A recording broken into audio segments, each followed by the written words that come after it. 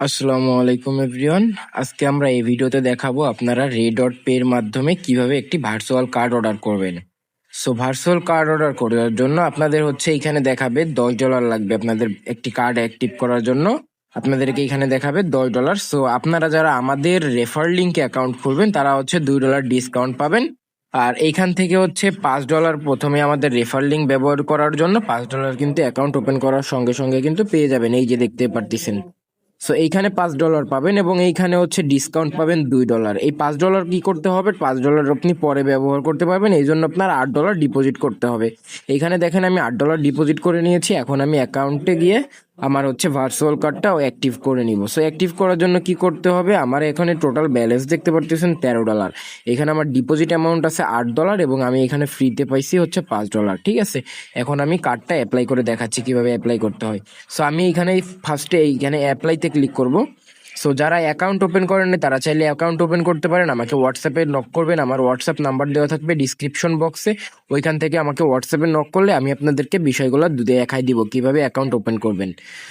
এখানে আমি অ্যাপ্লাইতে ক্লিক করতেছি। অ্যাপ্লাইতে ক্লিক করার পর এইখানে দেখবো অ্যাপ্লাই কার্ড $10।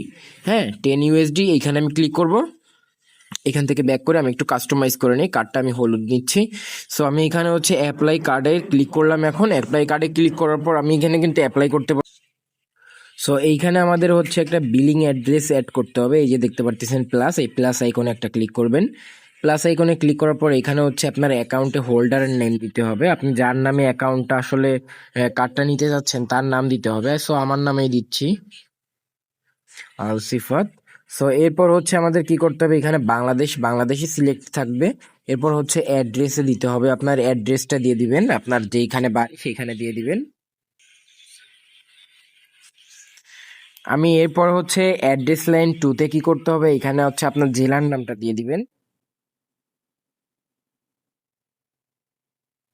এরপর আপনার এইখানে আপনার জেলার নামটা দিয়ে দিবেন।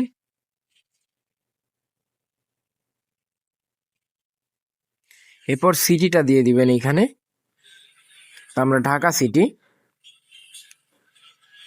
এরপর পোস্টাল কোডটা দিয়ে দিবেন। আপনার এনআইডি কার্ডের পেছনে দেখতে পারবেন একটা পোস্টাল কোড দেওয়া থাকবে, সেই পোস্টাল কোডটা আপনি এখানে বসাই দিবেন।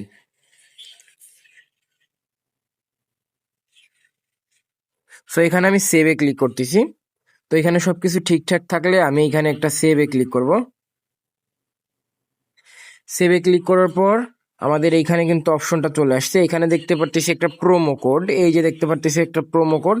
এই প্রোমো কোডের এই সাইডে একটা ক্লিক করব। ওকে, এই সাইডে একটা ক্লিক করব। এখানে একটা ক্লিক করলে আমরা এখানে প্রোমো কোড দিতে পারবো। আমি এখানে একটা প্রোমো কোড দেখাচ্ছি। এই প্রোমো কোডটা আমরা যেটা প্রোমো কোড আপনি আমার সঙ্গে যখন যোগাযোগ করবেন তখন আপনাকে এই প্রোমো কোডটা দেওয়ার সঙ্গে সঙ্গে কার্ডের প্রাইস কিন্তু $8 হয়ে যাবে।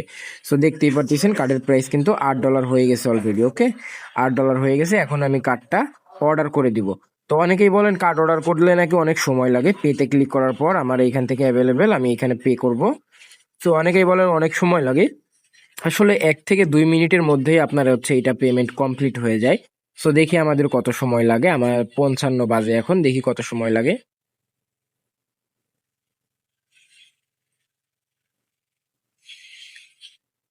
সো আমাদের ডলারটা কিন্তু কেটে নিয়ে গেছে, দেখতেই পারতেছেন $8 কিন্তু কেটে নিয়ে গেছে আমাদের। এখন কিন্তু কার্ডটা কিন্তু এখনো আসে নাই, কার্ডটা আমাদের কাছে চলে আসবে।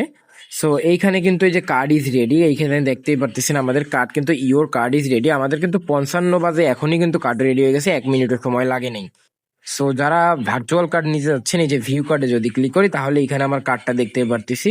সো এখানে আমি যদি ভিউতে ক্লিক করি, ভিউতে ক্লিক করলে আমার কার্ডটা কিন্তু দেখতে পারবো। সো যারা কার্ড নিতে চাচ্ছেন ভার্চুয়াল কার্ড একদম ফ্রিতে, আসলে একদম ফ্রিতে নেওয়া সম্ভব না। আপনাদেরকে যদি $2-3 খরচ করেন, এখানে যদি আপনি $3 খরচ করেন তাহলে কিন্তু এই কার্ডটা আপনি নিয়ে নিতে পারবেন।